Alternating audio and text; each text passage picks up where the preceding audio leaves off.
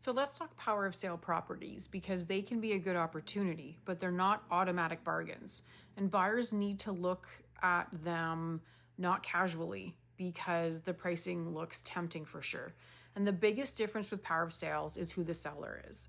Now, in a normal sale, the seller is usually the homeowner, and they're going to know what the condition of the home is and what's been done, whether the renovations were completed with permits, whether the age of the roof, all that kind of stuff, right? In a power of sale, the seller has no idea because it's the lender. And the lender often has never even been to the property. They might not even be from the same city.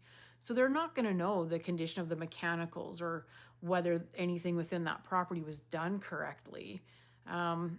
So usually they are selling to recover their debt.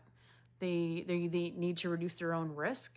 And that doesn't mean it's a bad property. It just means that as a buyer, you need to understand what you're buying and do your own due diligence. The real risk is going to usually be in the condition of the property because they're sold as is, where is. And that means that the seller's also not going to fix anything. They can't confirm anything, and they're certainly not going to make any promises that a regular homeowner can make. There could be damage they don't know about, pest problems, unfinished permits, improper documentation. You just don't know, and that's the risk you have to take. So you don't need to run away like it's a haunted house, but you do need to price that risk properly. And the other major piece is the power of sale schedule.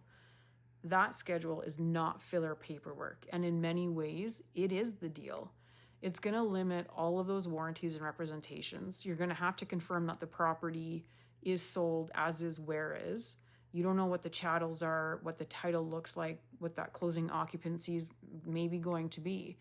And what happens if the borrower pays out the lender before closing? Because they have that option too. So sometimes if that schedule conflicts with other wording in the offer, the schedule wins every time. So if standard clauses are added to protect the buyer, but the lender's schedule overrides them, your clauses doesn't matter. It overrides them. So they're null. If everyone is emotionally attached and mentally placing furniture, and then you come to find that there's a lot of things wrong, that's bad. So you got to be very careful with that too, right? The transaction is definitely outside the scope of a normal resale playbook. So get the schedule early and read it. Bring it to your lawyer when needed. Get contractor opinions if the property needs work or if it's had work done too.